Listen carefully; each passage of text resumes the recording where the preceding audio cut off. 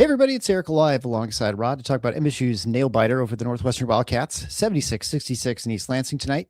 Before we begin, I want to apologize in advance for any technical problems we have. One, there's a massive January thunderstorm running through West Michigan, so I'm not sure if the connection stays okay. I assume it will right now.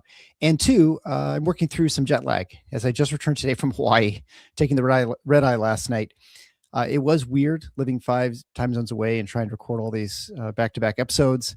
To keep the content coming. Big thanks to Rod, of course, for accommodating some really late nights on his end here in the East Coast. So also don't forget to head over to slido.com. That's slido.com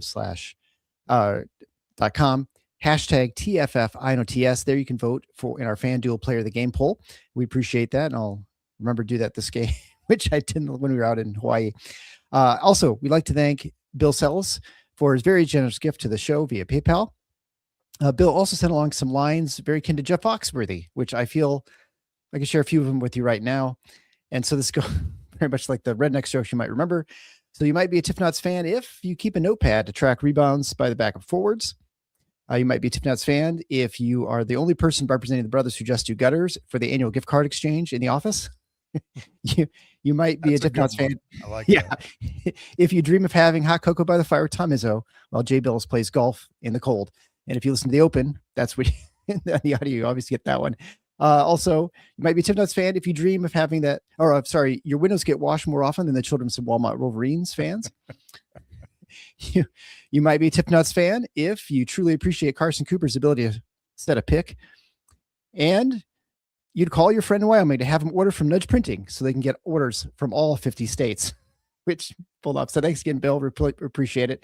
If you want to be like Bill, head on over to our support page at tffinots.com/support to get the necessary links to support us with one-time gifts or on a monthly basis through Patreon or Substack. Okay, Rod. Aside from me just barely making the game coming from the airport, it was a weird game. But I think the biggest takeaway is how you point out a number of times when we were recording the pregame that this is not some bum team from Evanston. And with a guy like Martinelli, they're going to get some teams in the Big Ten this year. I mean, Northwestern is actually up 7 at the half after a really terrible, horrendous MSU turnover where they had a ton in the first half. This was by Divine Ugachukwu with, I don't know, like 5 seconds left, leading to a layup. And so you're down 35-28 half. Jeremy Fierce in that half picked up a second foul with only 5 minutes in. So he spent most of the first half on the bench. He came out back in a little bit late, although he wasn't very good. Just like he wasn't really very good in the beginning or really much of anybody outside of Carson Cooper. Fortunately, the game has 2 halves, and Michigan State was much better in the second half. And they were down 43-38 with when I want to say I made a fateful decision to switch seats. My family was graciously invited to sit at a suite, and we had to sit on opposite sides. So my 2 kids are on one side, my wife and I were on the other side. There are a couple of sequences of really bad no calls. I'm sure you remember this. So I decided to get up. I told my daughter on the other side, I said, we're going to switch seats, try and change things up. So I moved over. Izzo gets a technical foul. Michigan State goes down 7. And then they ran off 14 in a row, never looked back. Some may credit Izzo with the momentum changing, but everyone in our suite was convinced it was me. They wouldn't let me switch seats back. So I had to stay on the other side the whole time. I don't know. What do you think? What do you think, Rod, when you talk about the game in general? I guess we'll start there.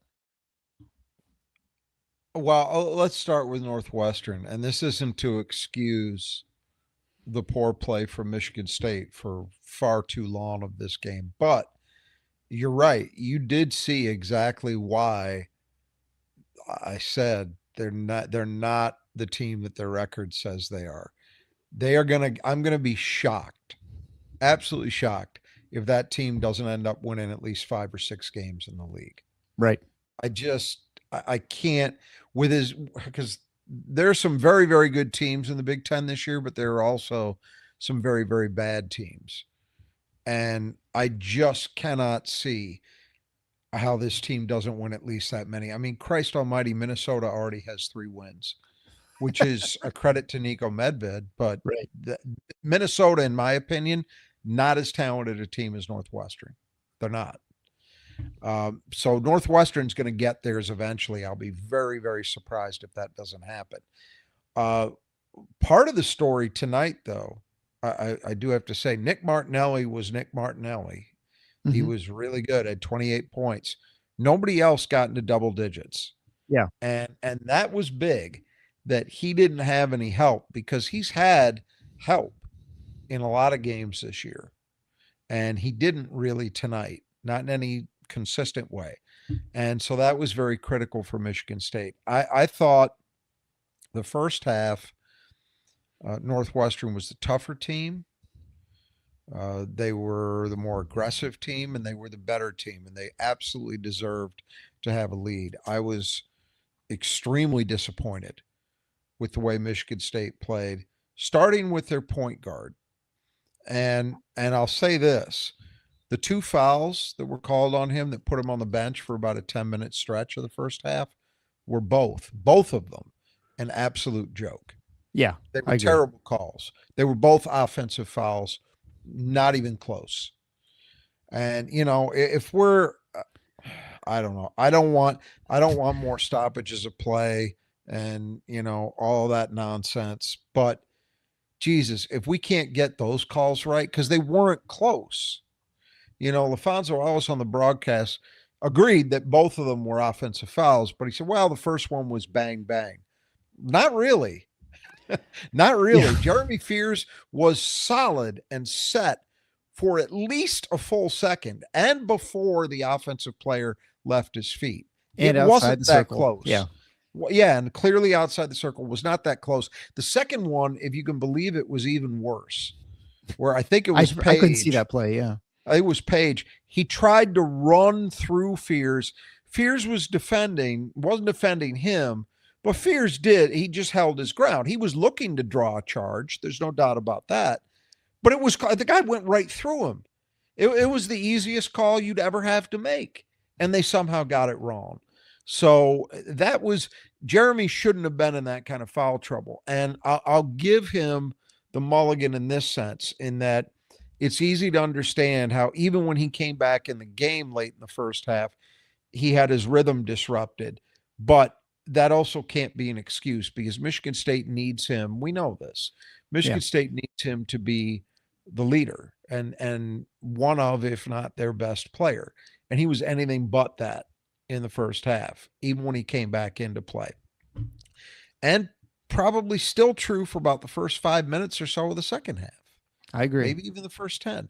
And then he took over. And it's obvious to say they don't win this game without him, but it bears saying they don't win this game without him.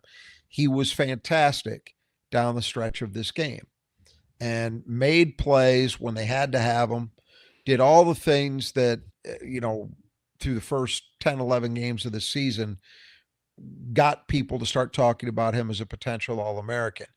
He was calm in late shot clock situations, hit tough shots in some of those situations, got himself to the foul line and delivered. So really impressive second half from him. I thought you mentioned Carson Cooper. Carson Cooper really, I believe it was a career high scoring wise with 18 Mm-hmm. to lead MSU. And I will tell you this, what's made a big difference for MSU offensively in the last two games is their bigs are shooting the ball extremely well, which doesn't just mean Jackson Kohler hitting threes. Right. It means converting twos.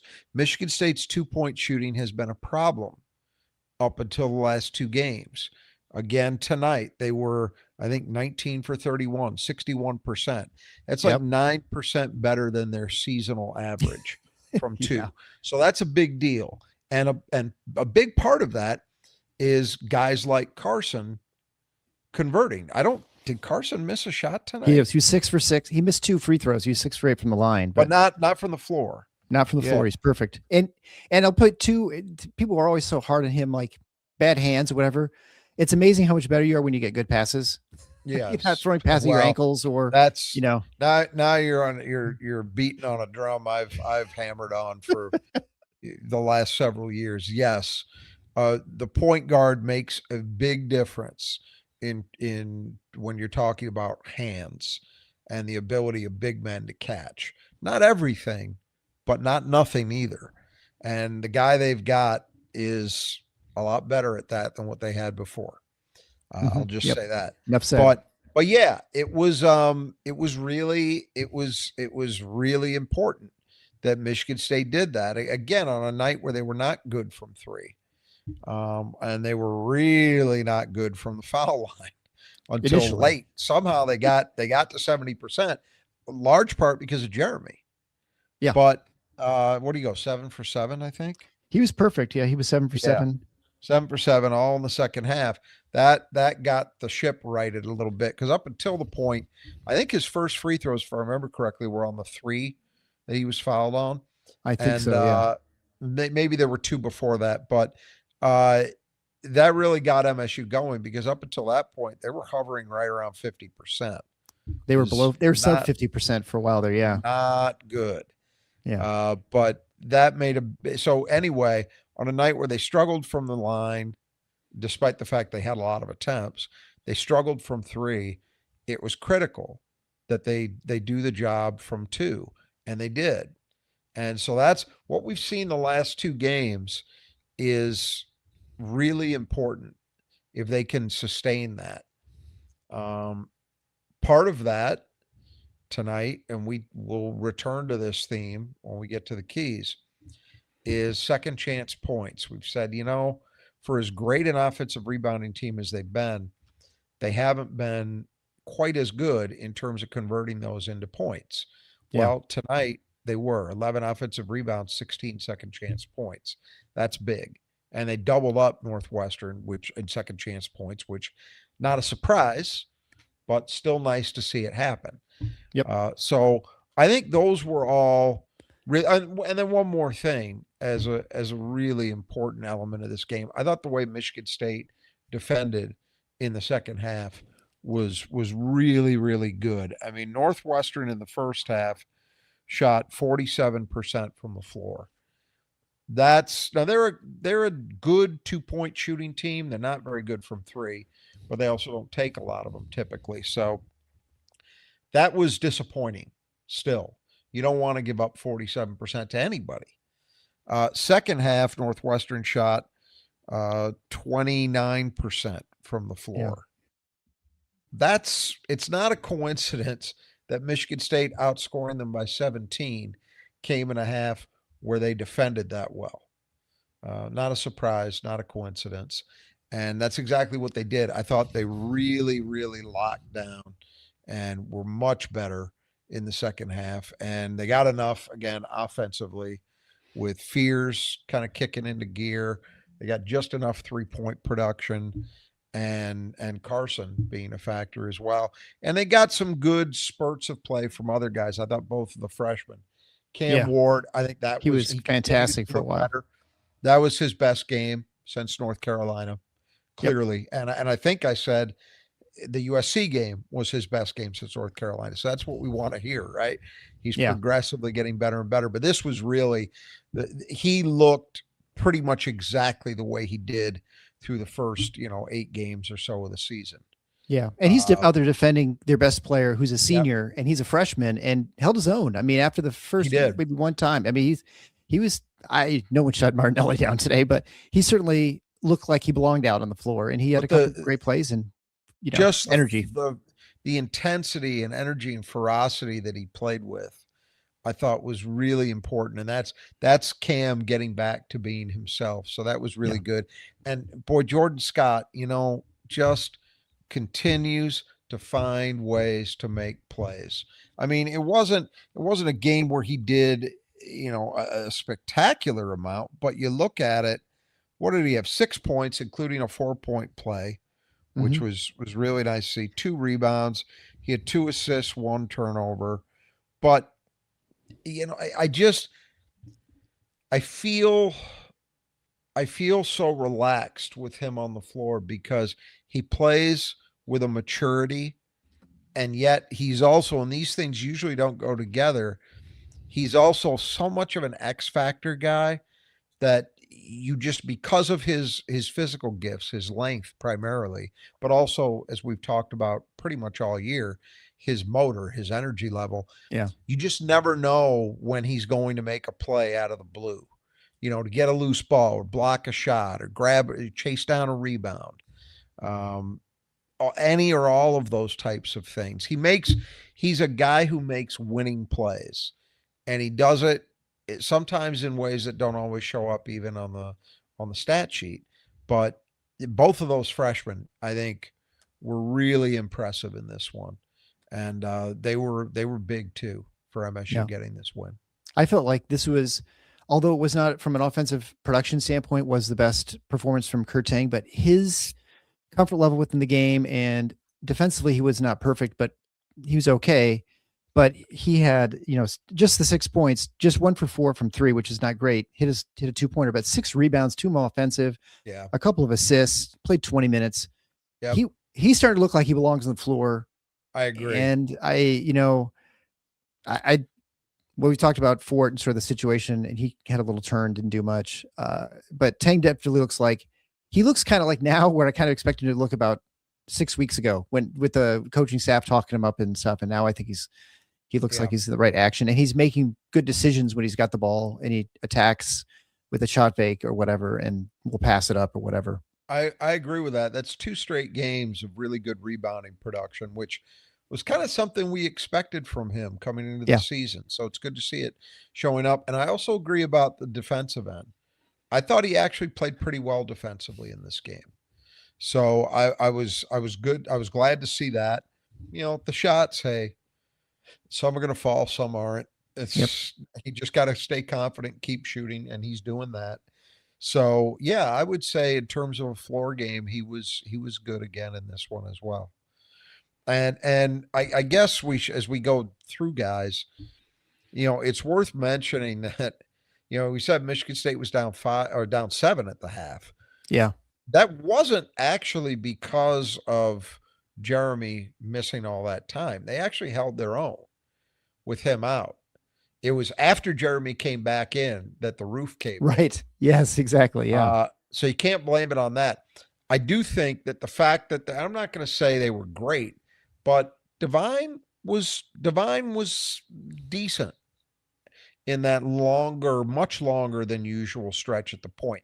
I do think ultimately we've now seen enough to feel confident that it's not that the Denim Wojcik minutes are going to disappear entirely, but they're going to be more restrictive than they were during that 4 or 5 game stretch in December. Yeah, no question. That's pretty clear. And we saw that tonight. They got him in, and I had no problem with the point that they put him in. They had to. Yeah. Because you couldn't bring Jeremy in. In fact, if anything, I was surprised they came back to Jeremy with about 5 minutes. I was a little surprised too. Yeah. Yeah. In part because of how Izzo tends to play those situations, the way the game was being officiated, which was insane. That was just a poorly officiated game. I'm not even talking about, Michigan State getting jobbed or anything like that. Just the number of bad calls that were made in this game both ways. That crew was not good. They should sit. They should sit for a weekend and figure it out. They'll be working tomorrow, I'm sure. Yeah, probably. But yeah, that was disgraceful. But I think not only was I surprised they brought him back for those reasons, but also that Michigan State had been okay with Divine. Right. I mean, Divine had 5 assists tonight. He also had 3 turnovers, including that terrible one you mentioned at the end of the first half. That was not good. But Divine overall, I thought was okay in that role. I mean, I'll be curious to see if there's any impact from that in the next game. If Izzo shares the same beliefs, or if he's more concerned with the 3 turnovers that I was. But I thought Divine was solid. He didn't do much in terms of scoring in this game, but I thought he was okay. One thing that is surprising me, and it really has held true I think it was true in the Nebraska game, and it was definitely true in this one. Jesse McCullough just not playing much. And I have to now look. I think on a night like tonight, I understood it a little bit more because you had Carson playing so well, Cam Ward playing so well, and Jackson is Jackson. It was not Jackson's best game by a long shot, but he was still contributing. Mm-hmm. I mean, what do you have? Like 15 and 8. 15 and 8. Yeah. Yeah, 6 on a turnovers was the thing yeah, that was that the was the crazy thing. not his best kind of bit. But Yeah. even so, uh, when those three guys are going like that, it's hard to find the minutes. I get it. But man, I like Jesse McCullough's game, and I would like to see him get more than a minute. I think he's got things that he can contribute. But um, not to be, at least tonight. So that was a little surprising. And Trey Fort, more or less same thing. And it's funny because Izzo just yesterday was talking about how he really wants to continue hammering away at Trey because he feels he owes it to him and that he will make the team better if he can play a more substantial role. And I think, most people are fine with that. I know I am. But yeah, he didn't make an impact and he didn't play much. Yeah. The only place we didn't talk about is Cone Carr, who, from a Yeah. scoring standpoint, didn't have as much. He would have just finished with 8 points. He's 3 for 6 from field, 0 for 2 from 3, and terrible from the line, 2 for 6 from the line. Yeah, that's the really disappointing thing. Yeah. That's gotta, and it's been going on now long enough that all the strides he made a year ago, he's definitely taken a step backward, but it's never too late to fix that. That can Yeah. change. And he really does, because of the way he plays, he's going to get opportunities to shoot free I throws. saw that tonight. Yeah. He's Yeah. got to be better than that. Has to be. And he's had game where he is, but it hasn't been the last couple games. So Yeah, it just you can't give away those opportunities to score. I mean, if he does even a half decent job there, he's in double digits tonight. Yeah. Well, and Instead of again, eight. 6 rebounds. So that's what we kind of expect. That was great. I think that's like a nice base. That's like what 3 games in a row he's had, I think 6 boards. Yes. And, no, I agree. That's important. And he was one of the guys And in his the defense is second good. half.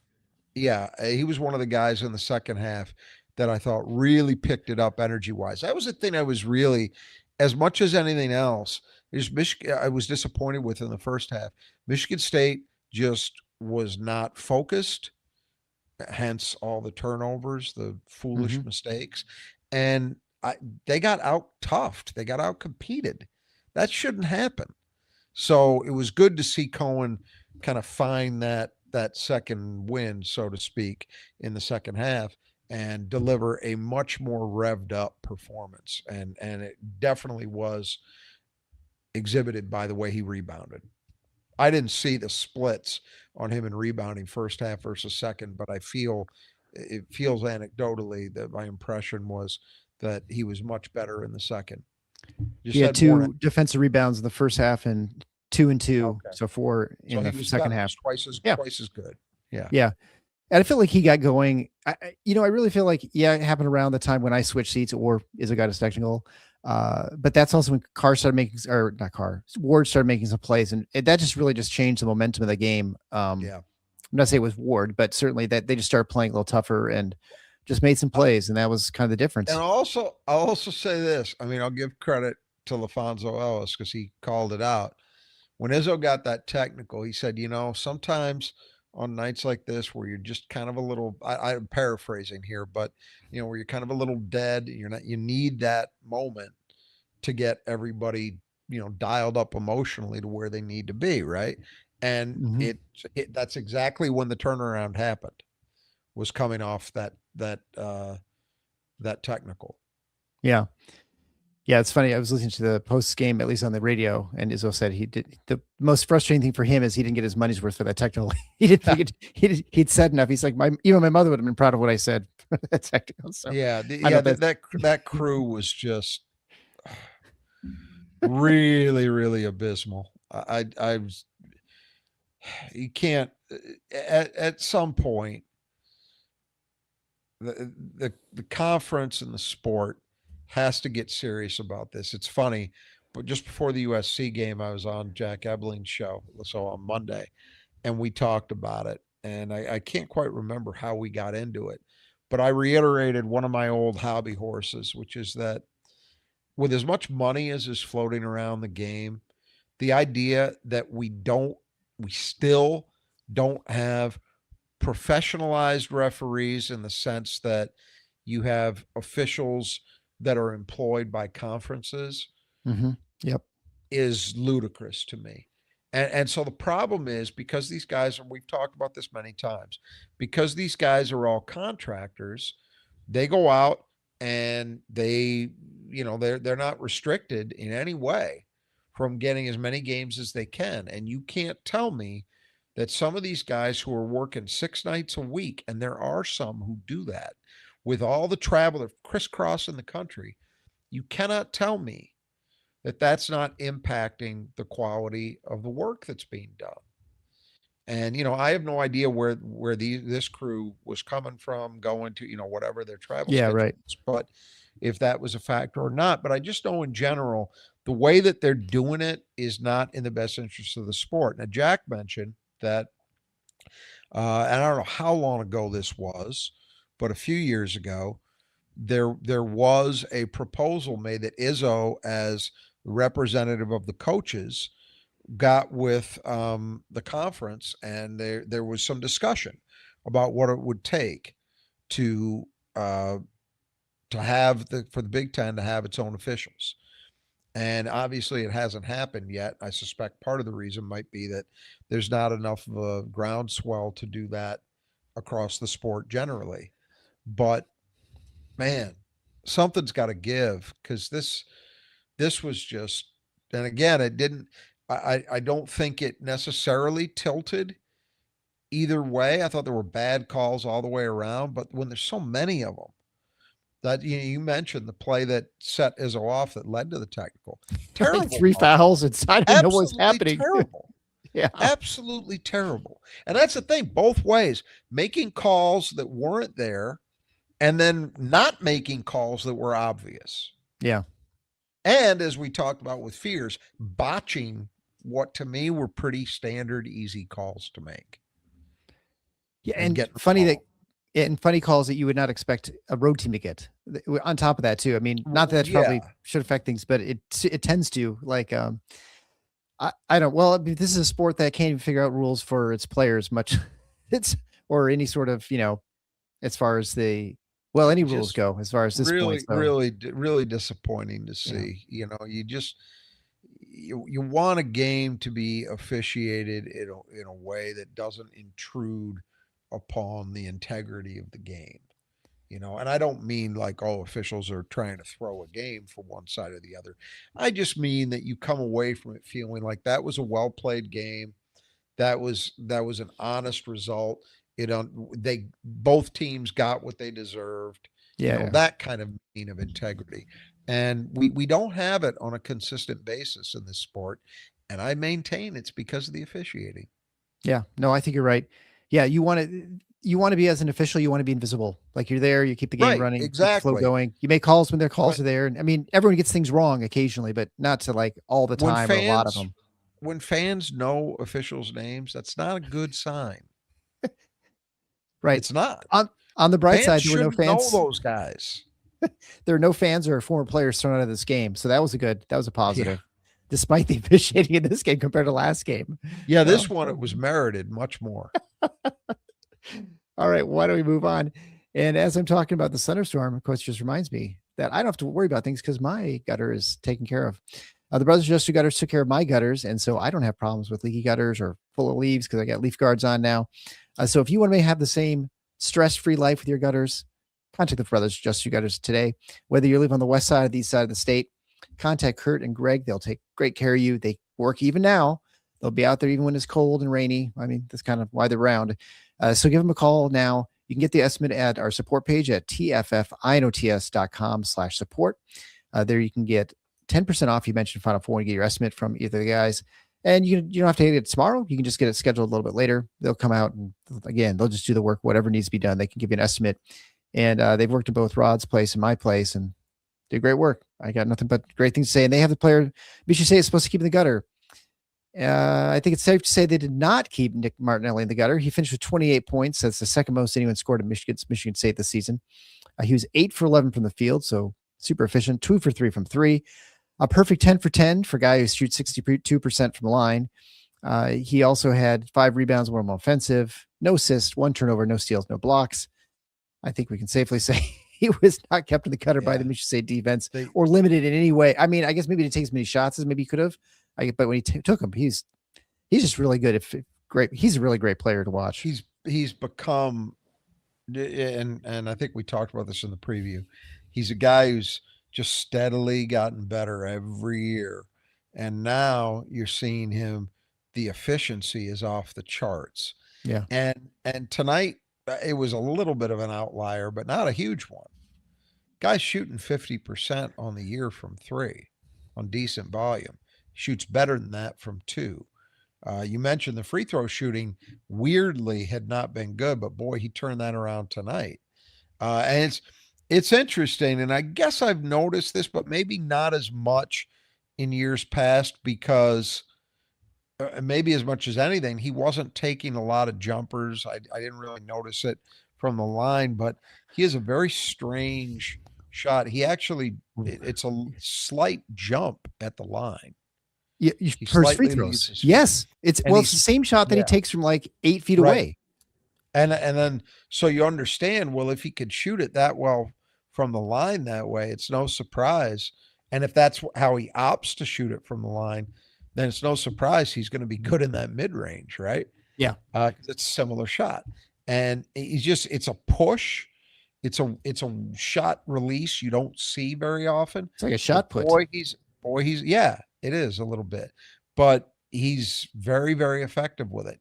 And, what helps him is that at 6'8", he's big enough that if that was a smaller player shooting that way, maybe that causes him some problems. But at 6'8", his release isn't going to get screwed with all that often. Yeah.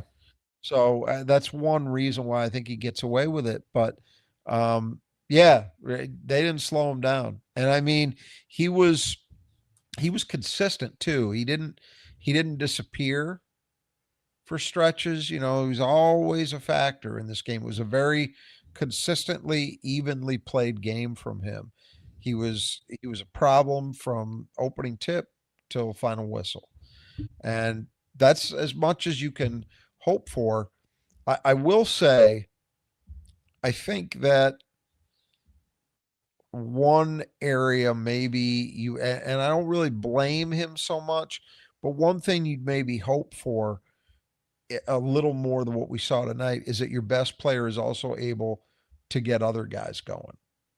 Because Martinelli has done that in the past. There have been points where Northwestern had issues at point guard, which they don't have now. But they ran a lot of offense a couple of years ago through him and through last year, even before Barnheiser got hurt, through him and through Barnheiser.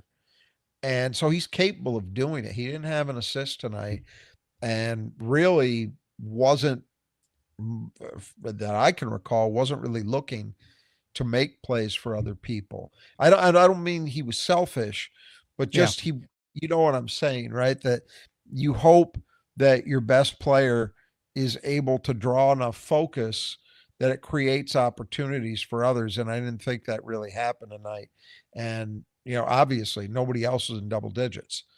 And so that's an issue for Northwestern as a team, is that even on a night where Martinelli is that good and that efficient, they still don't win. Well, I think you kicked out a couple times to guys who just bricked threes. And so that's part of the problem too. There were. It's not all him, but yeah, I know. I get your point. You hope you see more production from other.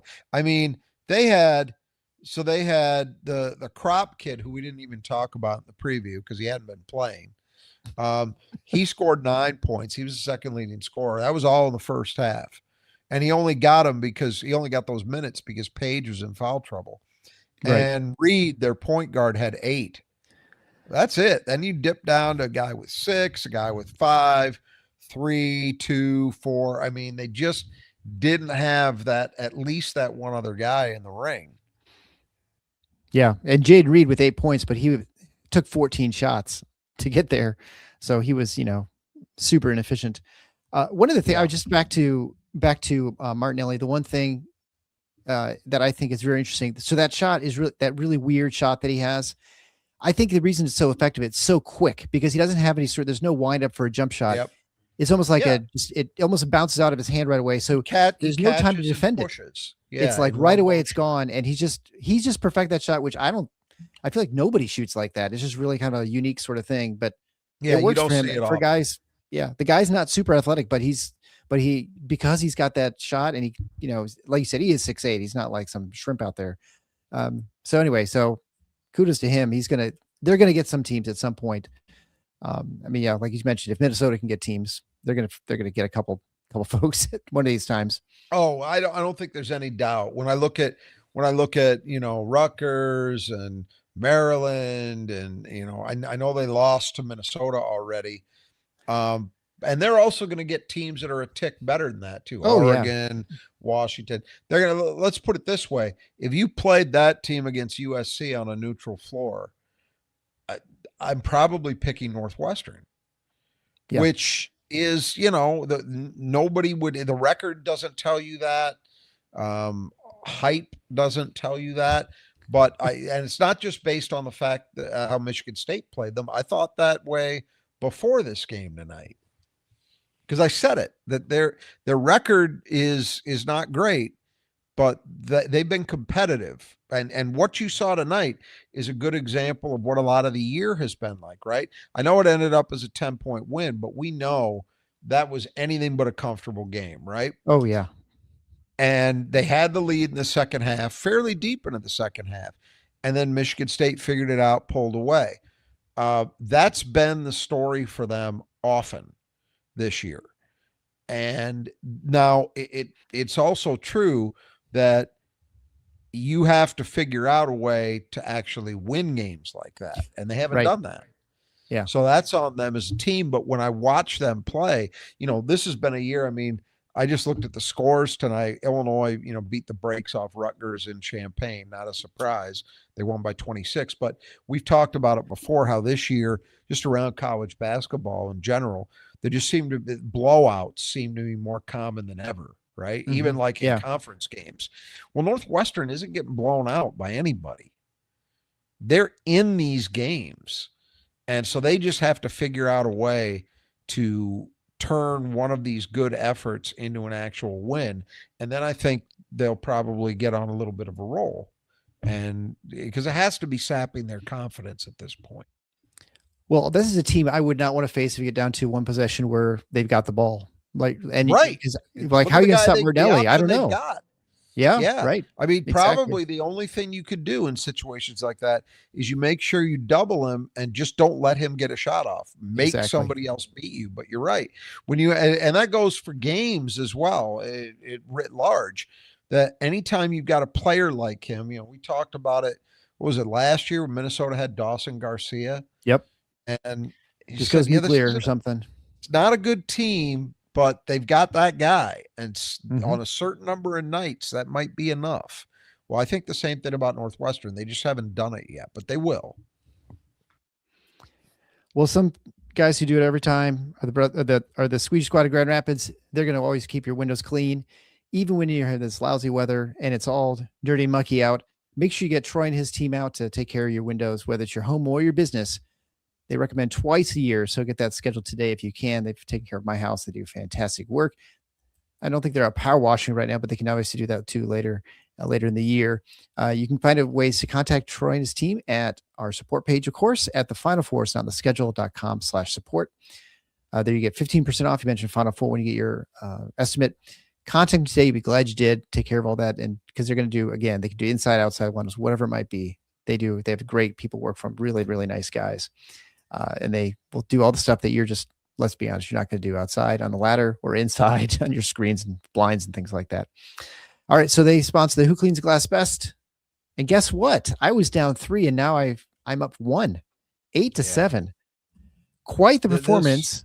This was like, my son said, I was like an oracle that I picked Cam Ward, who finished with 7 rebounds. And that's what got it done for you. Yeah. Because if you had taken Carr, I would have gone with Ward as my second choice. I can tell you that. And then we would have been even, right? Yeah. Because Cooper had 9. So that Yep. was the And difference. yeah, Ward had 7. So I had 16 and you had 14. 14. Yeah. Yeah. Yeah. So it was, tight at of course, anytime you even have, when you don't have Jackson, just even a tie is okay if no one wins. But Yeah. the fact that Carson had such a good game and then also Ward just was so dominant. I mean, you could really, it's so impressive what he can do. And to think that it's barely been unlocked at this point. It's really exciting to see. I'm interested to see what this kid's going to look like in 2 months because I think he's going to be even Oh, more impactful than right absolutely. now, right? If as long as No, he stays healthy, I that agree wrist's with you. okay. I can't wait. He's I'll tell you one thought I've had lately. Um, in some ways, and he's not as big as this guy, but in some ways, he reminds me of the Johnson kid who's at Michigan now, Oh, who Morez, was at yeah. Illinois last year, Morris Mhm. Johnson. Yeah. If you remember last year when Michigan State beat them, but Johnson was just a monster on the Yeah. glass, especially the offensive glass. And Izzo was talking about him and, saying, yeah, that was a guy we tried to get in on the recruitment, but it just didn't pan out. And, and it was so obvious, like, yeah, this is the kind of guy who was born to play for Izzo. Well, Right. Cam Ward's got a lot of those same traits. Now, again, Cam's not quite as big as that, although he might be closer than we think because he's definitely had some growth spurts since high school. I don't know how big Mhm. he had. I think they list him at 6'8", but he might actually be 6'9". But yeah, I'm with you. I think, by March or boy, project to next year. I mean, I think he's a guy who very much could be right there the way Jackson is this year, where he's at the top of the league rebounding charts. Because his mentality, when he's right, when he's feeling good, his mentality is just something else. I mean, he plays with a motor and a toughness that isn't the everyday. Even at Michigan State, it's not the everyday. Yeah, and of course the other aspect of his game, which we're talking about rebounding, but the fact is that his finishing about around the rim is, Yeah. I mean, he's got to be over. I don't know what his stats are, but he's got to be over 60%. I feel like when he's inside in the paint, Yeah. finishing, and he's always going up strong. I mean, Yep. sure doesn't always work out, but he's a beast down there. The traffic does Yeah, not it's a bother big him. deal having him back at somewhere close to the best that we've seen from him thus far, which is how it feels like we're getting into that territory now with the last 2 games. That's a huge deal for Michigan State, just huge because you see Izzo going to him liberally, and that allows all 3 of those primary post guys with him as the third to stay fresh. Yeah, Like Izzo's not concerned because he knows he can count on him defensively. He knows what he's going to get effort wise and production wise. So he could sit Carson for 5 minutes to get a blow or Jackson, and you don't worry about it. I mean, in some of those you can lose something if he's in there for Jackson, in that you then have a too big lineup that doesn't have stretch ability, yeah, right? So it's right. not that Hmm. anything, but still you feel confident with him. So yeah, it was a great choice. I mean, it definitely uh won you this one. Yeah, every once in a while I get lucky. I can't wait to see him I'm going to say his junior year when he's going to be stretching the defense too on offense. So that'll be fun to Yeah, I watch. think his shooting will come around, but Yeah, we're not there yet. not there yet. All right, but where we are right now is where the 5 keys to the game brought to you by Nudge Printing. They have the contest right now for a free Tiff Knots hoodie, exactly the same one I'm wearing right now. I'm back to hoodie weather here back in Michigan. Super comfortable, like as all the Nudge stuff is. Even if you don't, well, go to nudgeprinting.com/win. There you can enter for a drawing to win this, get a free hoodie. While you're there, you can check out all the other great products at Nudge. They're having contests now. Actually, they got a bunch of new vintage ones. One's like a Chariot, Spartan Chariot. I don't know when it's from. Probably the 60s. It looks like it looks really old. So anyway, those are kind of cool. So you can check those out, and you can get a 20% off whatever you order at Nudge, but just by entering TFFINOTS at checkout for the coupon code. So head over there today at Nudge Printing. You'll be glad you did. Again, all fantastic stuff. And they sponsor 5 Keys of the Game, which number 1 is rebounding. And so this one is, it's interesting. So I'll see what your thoughts are. So Michigan State from grossly 42 to 25 edge. So no question there. They had 11 offensive rebounds to 8 for Northwestern. Just because Michigan State had so many turnovers, 11 offensive rebounds is actually not bad because they had way less shots and they also had a lot more fouls too. So they had a 44% offensive rebounding rate. Northwestern with 8 offensive rebounds, just with a 22%. Second chance points, as you mentioned earlier, they dominated this. They had a 16-8 edge there. So I guess in this sense, you'd say that they definitely got the edge they needed for the rebounding. Yeah. Although if you looked at the first half, I think they only had 2 offensive rebounds in the first half, maybe 3. It was really Cam Ward coming in there. I mean, he had 4. I think they're all in the second half. And so he really kind of set the tone there. And Cone Carr with a couple. Sorry. Absolutely. Was it the Nebraska game that they had a similar performance? Yeah, it was 2 halves. Where rebounding just did not show up in the first half, and then the second half got better. Now, I will say, the last couple of games, the offensive rebounding rate has been substantially lower than we've been seeing. And so to have a night where you ring up, 44%, that's more like it. And frankly, Northwestern, they're not a good defensive rebounding team. So there's no good excuse for Michigan State not putting together a night somewhere in the vicinity of this. What I was most pleased about, I mentioned this earlier, was the ability to turn that into points. Yeah. That really matters. And that's also part of the way that you go 19 for 31 from 2. Is you get second chances that you convert. Yeah. And sometimes that's easier said than done, but that's how it needs to be. And so I think at both ends, Northwestern's not a very good offensive rebounding team. Well, Michigan State held them down. So it's hard to conclude anything other than MSU ultimately delivered. But with the understanding the first half was way substandard. Second half was great. Yeah, especially at a day where you're not hit the threes. And so all those offensive, second chance points are basically 2s or fouls because you're going up. And so the second key to the game was offensively aggressive. And this Michigan State ends up with 33 free throws. I think they hit 17 of 18 to finish the game because I think they were like 7 for 15 or something like that. Sub 50%. Well, between, Jeremy Fears going 7 for 7, Jax chipped in a 2 for 2. Cam Ward hit the one that he took. Carson Cooper going 6 for 8. Yeah. Mm-hmm. They got it from a lot of guys, but Jeremy being the ringleader. They were good enough in this way. I did not feel, the overall aggression level was poor in the first half, as we discussed. Yeah. But when you look at it, Northwestern, and I need to check this, but I believe this is the case. Northwestern is a middling team in terms of their defensive foul rate nationally. They're not great, but they're not god awful. And so for Michigan State against that kind of opponent, and I'm sure I got to believe Chris Collins was emphasizing, don't give them easy chances, defend without fouling. And they really couldn't do it. Michigan, any game you get 33 free throw attempts. Now, again, we talked about the officials were butchers, but if anything, I think that MSU probably could have had a few more.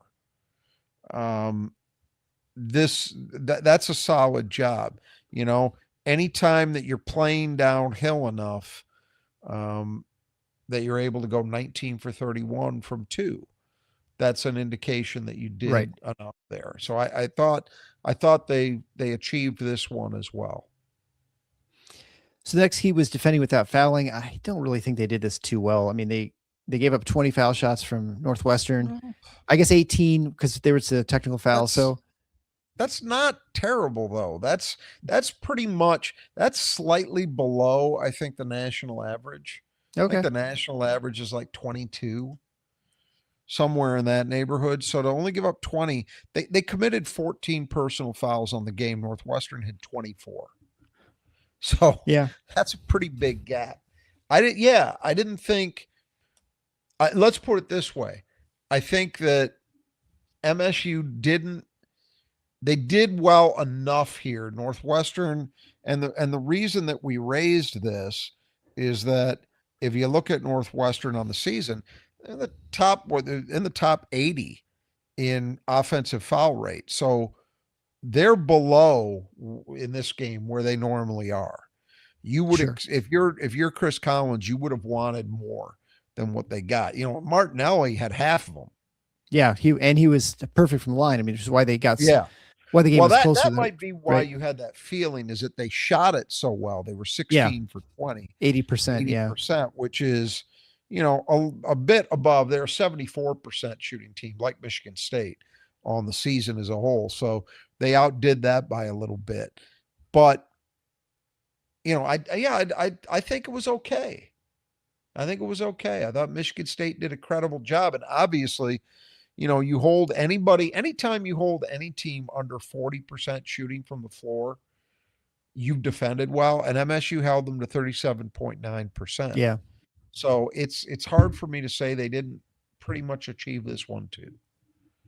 Which just reminds me, and I don't know if anybody out there has this stat or knows where to find it, but I swear I've never seen a team draw more lane violations in Michigan State this year. No, They, I was thinking the they same almost have thing. won every game. It's crazy. Yeah. And they almost it's always not, hit after it, except I think Cam Ward maybe last game didn't. But I've never seen something like even multiple ones in a game. Is it because people are just so worried about them offensive rebounding? I don't get it. Do our players give them little yeah. shoves when they're kind of like off balance and they fall in the lane? I don't know what's happening, but Well, I've never seen it before. you might be right about being overly conscious of the rebounding. That would be a good explanation because there's nothing that MSU is teaching, obviously, and they're not. You don't intentionally want to do that because if you're thinking about those types of things, you're not concentrating on the important part, which is making the free throw, right? Right. I mean, if you make the free throw and there's a lane violation, it doesn't matter. You just take the make. So it's not by intent, but it is freaky. And it's not just one guy drawing them. So you can't just say, well, one guy has kind of a funky release where he's got a hitch in it that throws people off balance. I think the closest reason to an explanation would be what you mentioned about consciousness of MSU as a rebounding team. Even though I don't feel like they've done very much off missed free throws this year. But I think that's probably as good an explanation as any. But you're right. It's happening a lot. If anyone has a way of finding that stat, I'd be very interested to see what the rate is and then what it is like compared to the past. If someone's like keeps, I'm sure it's kept track of somewhere, but I don't know, how you go about finding it. But anyway, fourth key to the game was transition game. And this is interesting because, so first you mentioned Jeremy Fears out the majority of the first half, which certainly hurt the transition game. Michigan State still finished with 15 points in the fast break. Unfortunately, they gave up 19 to Northwestern, which is a little bit of a surprise. Well, I will say this. From the perspective of what I was talking about in this key, it was mission accomplished. Because that's like a point and change below their seasonal average. So maybe slightly disappointing, but not much. Right on average. And when you combine that with the second chance points on offensive rebounds, they got plenty. 31 points on what I call the easy ones. Should be either a lot of point blank shots off second chances, offensive rebounds, or transition baskets where, you're going in more or less with an advantage and you're unguarded or you're not guarded well. So they produced there. We talked about Northwestern playing at a faster pace this year. What I did not know, and they mentioned at the outset of the early in the broadcast, is that they are currently third in the league in fast break points. I'm assuming Michigan State is either first or second. Sure. But so this is something, it's a change from anything we've seen ever in my lifetime from Northwestern. That I'm not just saying that hyperbolically. I've never seen this. It's as shocking as Wisconsin doing it, except even Wisconsin had periods like in the 90s when Stan Van Gundy was there where they were kind of run and gun. Northwestern's never been that way in my memory. They've always played slow. Yeah. So this is a shift, and they were good with it. They made Michigan possessions where Michigan State, I think turnovers hurt. I mean, Northwestern ended up with, well, they had 13 points off. I'm sorry, that was Michigan 17 State. points It's off. 17 points off turnover. So I do think that had a fair amount of a contribution to the fast break production they had. But yeah, that's something that Tom Izzo's not going to be happy about. But at least in terms of the offensive end, I think it was okay. Yeah, and a sign of jet lag here. I had Chad Baker Mazars, the fifth key of the game, but obviously it was turnovers. And as you mentioned, Northwestern with a 17 to 13 edge points off turnovers, which is actually not as much you'd expect. Right. With the turnovers. I mean, Michigan had committed 15 turnovers. And I guess you could say, well, only gave up 17 points, whereas Northwestern turned over 6 times, and Michigan State scored 13 points off 6 turnovers, which is kind of insane that you get that many points off turnovers. Remarkable efficiency from Michigan State tonight. More than 2 points off turnover. But yeah, look, they were not good, and this is yet another game coming off the Nebraska game, and then they were okay against USC. They weren't great. They were okay. But this is another step back. This Northwestern team, although they want to play fast, we talked about this in the preview. You don't see the trapping. I guess you saw some of it. One thing Doubles. They did very, very well. And this is something Michigan State's got to come to grips with, because they're seeing variations of it pretty much every game, is teams bringing hard doubles in the post with both Jackson and Carson. And Jackson tonight was awful with it. Yeah. 6 turnovers. You can't do that. You cannot do that. So we're back to kind of a place we haven't been for a while, where we last were when Nick Ward was playing for Michigan State, where you say, okay, the ideal thing, what you really want is you want that Zach Randolph, Derek Nix kind of guy who just punishes double teams with great vision and passing. Yeah. You know, because if you make a team pay for doing that, you'll get them out of it pretty quick. And then your post player has the opportunity to go to work one-on-one. That's what you want to do, is force them out of that. And get some easy baskets for yourself in the process. But they're nowhere near that spot. They're kind of in the Nick Ward territory, where it's like, well, you want to survive the possession. Yeah. You just don't want to have those doubles resulting in turnovers. And that's not a great place to be. So that's something they're really going to have to go to work on, because you see it I'm not saying that Northwestern wouldn't do that anyway, but you are seeing it consistently now with these Big Ten games. And I've seen nothing in these 3 games to make me think that we're not going to continue to see it. I'll give you an example. Next up is Indiana.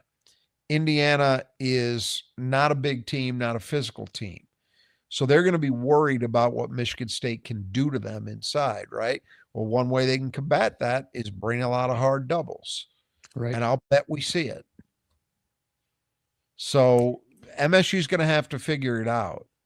But that was a big part of the problem tonight. Then it wasn't as bad as in the Nebraska game with just the insane number of, sideline outs and just mind-numbingly bad. But there were a few of those. There were more than I want to see, for sure. That one from Devine at the end of the half was terrible. And that was an example of that. I just didn't feel like, especially in the first half, I didn't feel MSU was locked in nearly well enough. It just seemed to be a lot of lack of focus type stuff to me. Yeah, absolutely. So that brings us to the Fanduel player of the game, and I will see who our fans chose. And so we have a couple votes in. So actually, Cam Ward was picked as the player of the game, and number 2, The other one to give receiving votes is Carson Cooper. So pretty close. I've got to override that. It was pretty clearly Carson Cooper. I mean, Cam was great, but Carson had 18 and 9. And I thought, he was guarding Martinelli.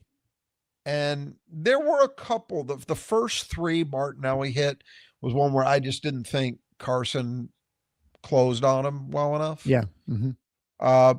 But by and large, I didn't think Carson played poorly defensively. I think he was just playing a guy that had it going. Yeah. And so I thought this was a really good night for Carson, and a second in a row, which is important because we have been talking about how he had a string of games where he wasn't at the level that we had been seeing previously. And so this is important to get him. He was good against USC. He was really good tonight. Get him back in the saddle and playing well. Very important. And we did get that from him. So for me, he's the obvious choice. I would say my runner-up would actually be Jeremy Fears because for as bad as he was the first 25 minutes or so, the last 10, 15, he was that good. He just took over. Yeah. And they needed it.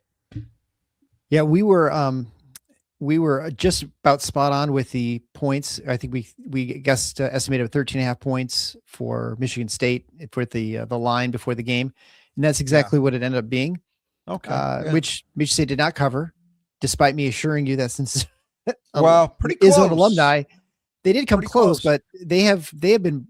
I think they've almost been averaging 11 points more than the spread with Izzo alumni. Just not this game. The one time they failed to do it, I took a look at this. I think it was a Wisconsin game where they also were pretty similar to today. They missed the cover by 3.5, I think. So it might have been exactly like this, but they still won big, as they did today. They still won by double digits. So they are, in fact, in a one-loss sense, they are still unbeaten in the Izzo alumni games.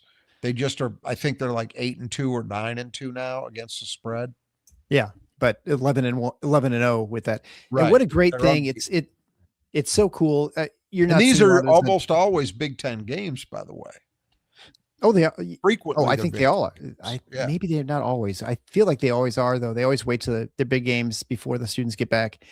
They don't do like a Cornell game. They don't do it in the non-conference game. Because I don't December. They want the zone to get there. They want to have real good games. It's a really cool thing they do. And what's really neat about it now is that you see the crowd, and I don't know how much they show on TV, but certainly during the game you can see you've got kids of guys who are in the zone who are like in their 40s now, 50s even. Isn't that crazy?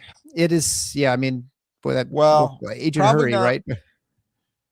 Let me think about it. Oh yeah, 50, my friend. You're 22. Yeah, you're right. 30 years ago. Yeah, you're right. Yeah, you might have a kid in college. You might have a kid who's like almost in high school or in college. Yeah, at Michigan State. You could be like, what was the first year? It was 95, 96. So that means you could have like a 51 or a 52-year-old. You could be a grandpa, a grandma. Technically that's true. Yeah. Yes. Yeah. So anyway, so it's really cool seeing them like showing the kids how to they pop the bags before the first score, and they're like, this guy's like showing his 2 kids how to get the bag ready to pop it. So anyway, cool tradition they have there, and it's something that the crowd is juiced, and so it's really neat. Yeah, someone mentioned Lindquist. Yeah, we're that old. Yes, my friend, you are. And then also Spartan MD 8295. Glad Boo Booey is out of eligibility. Here's how old I am, though. I vividly remember Judd's Jungle, and before that, Spartan Spirits, which were the 2 fan organizations before the Izzo. It'll be interesting to see what happens when eventually Izzo retires and he's left. If it's going to stay, if it's sort of like so historical that they keep it at the Izzo, I don't know. It probably maybe depend on the other coach. Yeah, that's and how he feels about it. I don't know. Yeah, it's going to be the Izzo court, so you could actually have an excuse for calling it the Izzo forever, in perpetuity. That's the advantage that Duke has because, their group is the Cameron Crazy. Yeah, right. Just named after the arena. If it was Breslin oriented, they wouldn't have a need. But yeah, that will present an interesting thing. And, the other element of that too, and this is where, boy, if it were to be somebody who was from outside the Michigan State family, you'd wonder about is that has been such a big deal. But part of the reason it's been a big deal is Tom Izzo has taken a personal interest in it, as we know. And he's the reason that it is what it is. You know, not every coach is wired that way. Yeah. So it will be interesting to see how that transition goes, but that's a discussion for another day. We're not there. Absolutely. One thing that I think we'd only discuss before we go is, Izzo mentioned this after the game in the radio interview, at least, and our friend up in Houghton, or the key one up in is a JJ McKay 6-man one, said that they're mentally and physically worn down. They did play 3 games in 6 days, including Yes. a road Yeah. game in Nebraska. You really thought that with watching Jackson out there. He really just seemed to just kind of be struggling. My daughter even commented, she said he hit that last 3, and he usually, every time he hits a 3, he's like kind of just, Yep. I screams thought it, the primal same scream, thing. and he's Yeah. just like a pump, a fist pump, which is really Yep. unusual for him. And he's only 3 for 6, so he's only 50% today. Right. from 3. Under his average. Yeah. Yeah, no, you're right. The way he didn't demonstratively celebrate that 3 was notable. It caught my eye too. Yeah, it's true. And we probably didn't even give that enough We didn't time when you mention it, look yeah. at You were tired Friday. working games at Friday, 1 yeah, in the we were morning. tired doing these previews and post games. Friday, Monday, Thursday is pretty tough, especially when there was some travel in there as well. So they will be glad to be at home and not play again until Tuesday. I think it'll be a nice 3-day gap in their own beds and all of that between games. But yeah, they survived it, and you go 2-1, which is not terrible. You have 2 double-digit wins at home against teams you should beat, frankly. But I would say when you think about the way that you view a Big Ten season heading in, what they've done thus far, I think, is you could probably fairly say they've held serve, because the road games they've had, Penn State, that's a road game you got to get. And I understand they've proven now, because they pushed MSU and they pushed Michigan even harder. Yeah. There, that for whatever reason, playing in that mausoleum is tough. Yeah. But that's one you have to win, right? Mhm. And then, I thought the home court win over Iowa was actually really impressive. The dismantling that Michigan State dished out. And then, USC and Northwestern are more or less, at least in terms of the way those games, USC was much more than you would have assumed coming in. I don't think anybody was predicting a 29-point win. Northwestern, pretty close. We said 13.5-point spread. They win by 10. So you're reasonably close to expectations. The only one you kind of wish you had back was Nebraska. But again, I believe Michigan State was a slight underdog in that 2.5-point game underdog. It was 2-point loss. So they pretty much have held serve. Now, typically, if you want to win the Big Ten, you need to find some spots where you don't just hold serve. You break somebody. And that hasn't happened yet. And frankly, it's not going to happen until the end of the month. Michigan will be the first opportunity. I don't even know that I believe that's a break serve. I think that's a hold serve. You beat Michigan at Breslin. That's what you do. But you know what I'm saying? Like that's the thing. These remaining games in January until you get to Michigan are games that you should win, but you actually have to go out and do it. And like we saw for about 30 minutes tonight, some nights that's going to be easier said than done. You got Indiana coming in next week. We'll obviously get much more in depth on this in the preview, but to me, that's a game absolutely you should win. And that doesn't mean that Indiana's garbage, but they're not a great team. They're a good-ish team. And they have some problems with physicality, at least that I've noted, that should be tailor-made to what Michigan State, especially a rested Michigan State, can do.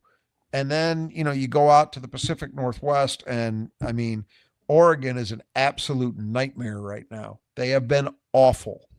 Yeah. Arguably the most disappointing team well, Kentucky's probably got a lock on the most disappointing team in the country, but Oregon's right there. Nobody saw this coming. I didn't. I don't think anybody else did. And Washington is kind of So those are all games that you should win, but again, you got to hold serve, which is what they've done so far. So far they've done their job. But eventually we're gonna get to the point where you got to do a little more than that. Yeah, absolutely. And the schedule's backloaded, just sort of like, everyone's all worried about Michigan, although I think probably a little bit less now that after them seeing them have some trouble at Rutgers, which we won't get into, or at Penn State, which we won't get into because, we'll have plenty of time to talk about them later. All right. Well, I guess we'll get out of here. Thanks again for everyone. Please remember to check out our sponsors. You can head over to our support page to find everybody. That's, of course, at tffinots.com/support. Go to nudgeprinting.com, the Brothers Just Two Gutters, Squeegee Squad of Grand Rapids, and, of course, our new sponsor, Fanduel. So until next time, the Final Four is not on the schedule,